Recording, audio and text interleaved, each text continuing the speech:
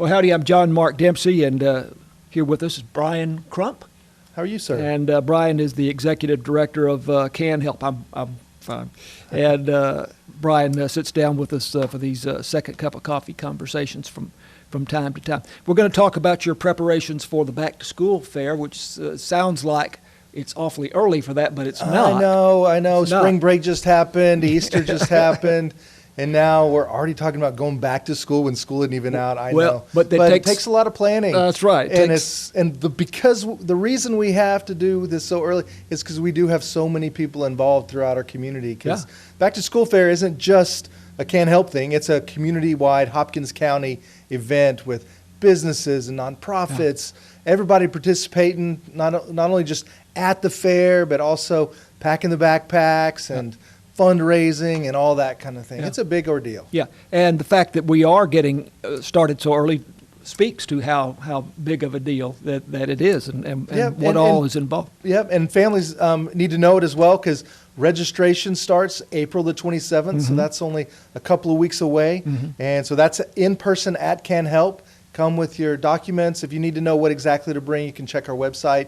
But just a little bit of make sure you're a resident of Hopkins County, and then you have some sort of benefit from the government, and we'll make sure we get you hooked up with backpacks and all the school supplies you need for your kids. Well, we're already into this, so we'll flow along with it and come back to another thing or two before we're done. So the registration starts Monday, April 27th, and as you said, there's not a whole lot of requirements other than you live in Hopkins County. Yeah, and there's the financial requirement of just having on some kind of benefit. So if you free lunch program or reduced lunch program, any of that, just bring that letter and all that stuff we know is documented through the state. So I know it's easily available to those who are dependent upon those sort of things. I'll put you on the spot here. Is there any, and there may not be a good answer to this, is there any way of saying what percentage of kids in Hopkins County schools receive something from the back to school? I'm not exactly sure that number. We don't really track. It's a lot. A lot of kids. There's I've seen the number before, and I just can't recall it at this moment. That's I should. Maybe that could be the third cup of coffee.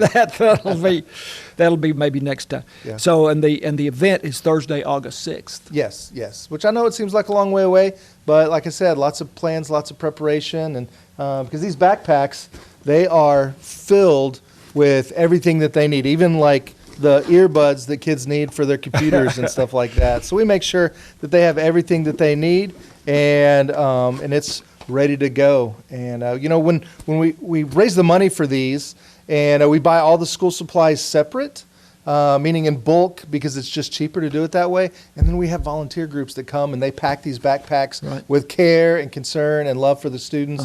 And so it really is a labor of love from our entire community of students. So what you're doing right now is you're largely going to businesses asking for their help.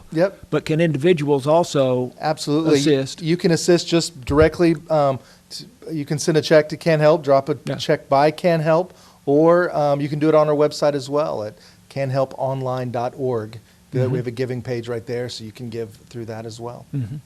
Does of course you have a CANHelp store, and do I guess revenues from that may also? That's right. If we need to offset some of that, but most of the funds that are developed through the store go to help lots of things like bus tickets for people to get to homeless shelters, paying utilities, helping people get caught up on their utility bill for our neighbors, and helping people stay stably housed. Because if you ever get evicted, all the deposits are lost. You've got to redo all of those, and it's just a big deal. And so we spend the revenue that comes through the store goes to help mainly for that. And this back to school fair is a little thing we do. It's a totally separate thing.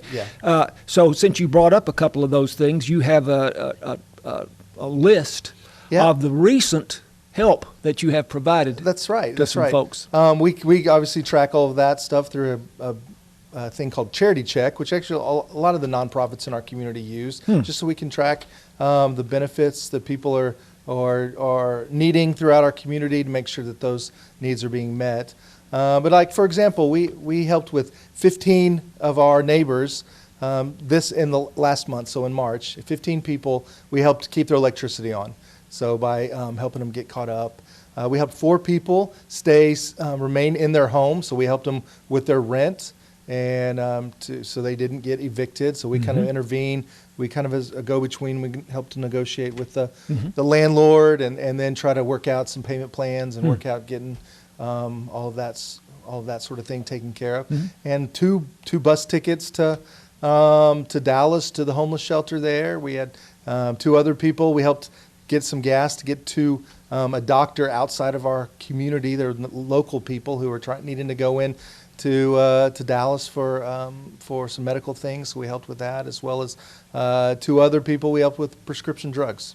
So that was the whole of ours. Turned out to be around $10,000 to $200 or something like that in assistance last month alone. $10,200. Yes. And yes. 2 bus tickets. Yeah, those don't cost that much. I know that, but that's interesting. Yeah.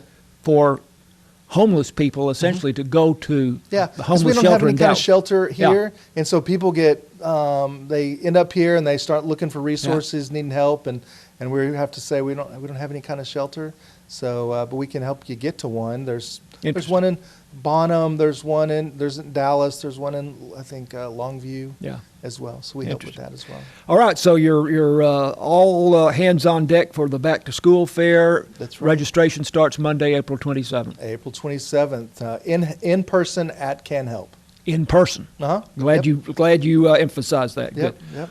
Brian Crump, thanks for that. Always. Second cup of coffee again. I'm John Mark Dempsey. This is KSST.